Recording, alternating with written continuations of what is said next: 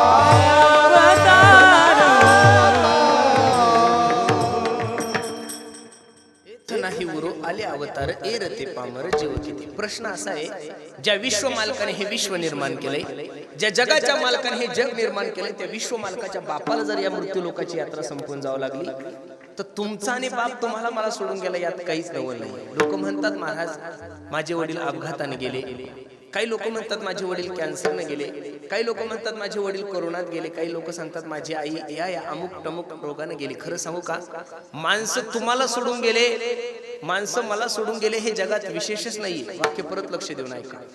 माणसं तुम्हालाही सोडून गेले, माणसं मलाही सोडून गेले हे जगात विशेषच नाही गड्यांनो.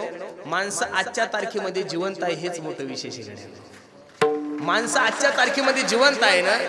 बसणाऱ्या मंडळीला फक्त माझी एक विनंती आहे, ज्यांच्या प्रथम पुण्य स्मरणानिमित्त आपण सर्व माता मावल्या, पुरुष मंडळी, वयस्कर मंडळी जेवढे काही उपस्थित आहात, आमच्या कैलासरावांच्या प्रथम पुण्य स्मरणानिमित्त तुम्ही सर्व मंडळी उपस्थित आहात. बसणाऱ्या फक्त मंडळीला माझी एवढीच विनंती आहे, तुम्ही एवढं चांगलं जगूच नका की तुमच्यासाठी छत्रपती संभाजीनगर जिल्हा रडल, पण कमीत कमी तुमचा फुलंब्री तालुका रडला पाहिजे एवढं तर प्रत्येकानं जगलंच पाहिजे गाड्यांना. नका का तालुका रडेना. आता याच्यापेक्षा अजून किती सबसिडी देऊ तुम्हाला मी. कमीत कमी आपली बाजार सांगी आपल्यासाठी रडाव एवढं तर चांगलं जगाव. काही काही महाशय एवढे नालायक असतात की त्यांचे घरचे त्यांच्या मरणाची वाट पाहतात. एवढे दिवस जगूच नका. लोकांनी आपल्या मरणाची वाट पाहावी, लोकांनी आपल्या मरणासाठी नवस करावा. एवढे दिवस जगताच कशाला. थोडे दिवस जगा, 45 वर्ष जगा, पण माझ्या छत्रपती शिवाजी महाराजांसारखं जगा. 22 वर्ष जीवन जगा, पण माझ्या ज्ञानोबरायासारखं जीवन जगा. वयाच्या 22व्या वर्षी ज्ञानोबरायला कुठंतरी थांबायची इच्छा झाली. आपण 90 वर्षाचं झालो तरी घर सोडत नाही. किती हलकट लोक आहे महाराज आपण. घरचे म्हणतात आम्हाला महाराज आमच्या म्हाताड्याला घेऊन जा पंढरपूरला, तरी आपण घर सोडत. मी खरं सांगू का, घरच्यांनी आपल्याला घराच्या बाहेर काढेपर्यंत घरात राहूच नका. एवढे दिवस कशाला राहता महाराज? म्हणून माझी विनंती, जीवन थोडं जगा. कबीर महाराज सांगतात, कबीरा हो कबीरा कबीरा हो कबीरा. कबीरा जब हम पैदा हुए जग हसे हम रोए, ऐसी करनी कर चलो जग रोए हम हसे. माणूस किती चांगला होता, माणूस किती परमार्थिक होता, माणूस किती चांगला गायक होता, माणूस किती चांगला वादक होता, माणूस किती चांगला कीर्तनकार होता, हे महाराष्ट्राला कळण्यासाठी माणसाला मरावं लागतं. या महाराष्ट्राची सगळ्यात मोठी शोकांतिका आहे. अरे सिंधुताई सपकाळ ही अनाथाची माय होती. तुम्हाला मला कळण्यासाठी तिला बिचारीला मरावं लागलो हो. जिवंतपणे तिचा आश्रम कुठं होता मलाच माहित नाही, तर तुम्हाला काय माहित राहणार आहे महाराज? ती अनाथाची माय होती हे स्टेटसद्वारे लोकांना कळालं. तिनं जिवंतपणे किती गोर गरीब मुलींचा सांभाळ केला, किती अनाथ मुलींचे लग्न केले, हे तुम्हालाही माहित नाही, मलाही माहित नाही. माणूस कसा होता हे कळण्यासाठी माणसाला मरावं लागतं. अंत्ययात्रेमध्ये लोक चर्चा करतात, ओ दादा किती गोड माणूस होता हो आमच्या बाजार संगीमध्ये. याच्यासारखा चांगला माणूस नव्हता महाराज. गोरगरिबाला सहकार्य करायचा, परमार्थामध्ये पुढे उभा राहायचा. कोणी कोणतीही देणगी मागायला जा, सर्वात मोठी देणगी राहायची गावामध्ये. कोणाची अडचण असू दे हा व्यक्ती त्याला सहकार्य करायचा. एवढा चांगला माणूस देव कसा बर घेऊन गेला? अशी जर कोणी कोणाच्या अंत्ययात्रेमध्ये चर्चा करत असेल तर समजून चालवतो देव माणूस आहे. काही लोक मेले की लोक तिकडे गौऱ्या रचत असतात आणि हे तंबाखूला चुना लावत म्हणतात, महाराज बरं गेलो आमच्या बाजार संगीची घाण गेली असंही म्हणतात लोक महाराज.